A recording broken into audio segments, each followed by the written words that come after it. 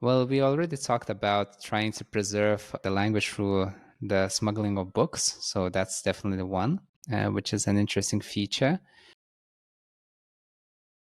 If you could travel anywhere in the world, like you could just teleport yourself anywhere in the world, where would you go? Well, I have an interesting fancy of the Far East Asian cultures as well. I have visited Japan and Korea before, but I would like to actually return to Japan. Maybe again to Kyoto. I really liked the spaciousness of the area. Fairly quiet place, walking around, feeling the social space between the people. Of course, it's different when you're a tourist and when you're a local. Living from the inside of the culture, I believe, would be very different from coming outside to spend a few days. But and I have never seen Mount Fuji, or maybe I would like to go to Peru as well, like visiting some local places there. What are some other less known facts about Lithuania? Well, we already talked about trying to preserve the language through the smuggling of books. So that's definitely the one, which is an interesting feature. Another one would be maybe relating to contemporary Lithuania and regarding the IT sector. So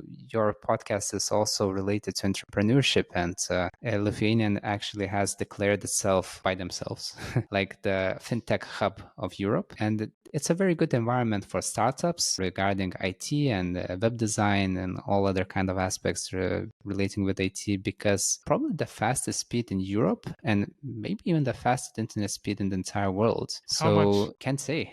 How I don't many know the Mbps details. or Gbps? Unfortunately, I do not know that, but anyone who would like to Google, they could. But it's just as saying that it's the fastest internet, and that creates a good infrastructure for startups relating to IT and fintech. Isn't Estonia also competing for that position? I heard the same things about Estonia. Yeah, unfortunately, I'm not the most reliable subject on the matter. I just have read a lot of headlines and listened to a lot of YouTube videos, but that is not scientifically proven facts. Let's put it another way. We have good internet speeds, Hmm. which is quite, and wireless internet is like almost everywhere. So in a cafe, you can sit down also, even in a bench somewhere in the central street and use Wi-Fi, which is quite cool.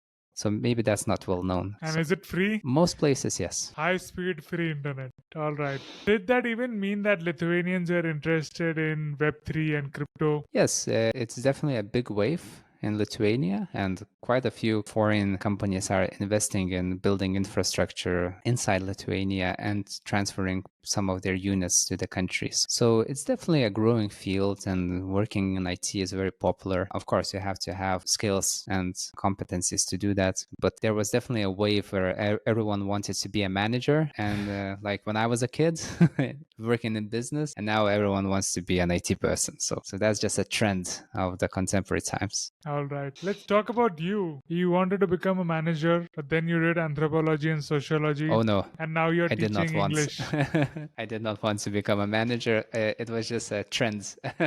What I wanted to, I don't know. It's like, some people just have different kinds of attractions from being kids. It's like your calling or whatever, something that you feel attracted to. And whenever I saw movies about ancient Egypt or something about ancient China or India or some kind of a location that was quite far away from Lithuania, because it's like pre-internet times, and at that times there were not many foreigners coming to Lithuania as tourists, so it was not yet a touristic place. So I always felt interested and attracted in foreign ways of life, so cultures in general. So that was kind of my attraction, and probably I was drawn to it the most. Then I got interested in philosophy and psychology, but somehow I ended up graduating from sociology and anthropology, which was my BA. But through visiting different locations and meeting many English speakers that work as tutors, I have realized that it's actually quite a good profession to have if you want to travel and change places and also earn a livelihood doing so. So maybe that was one of the reasons why I decided to start teaching language. languages. And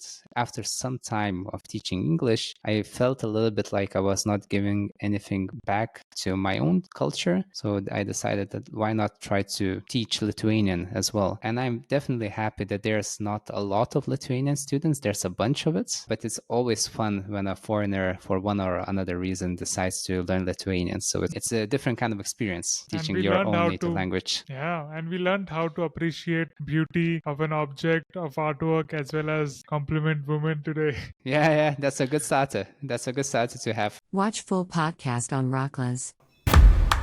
Rocklaz Radio. Rocklaz. Rocklaz. Rocklaz Radio with Tanmay Shah.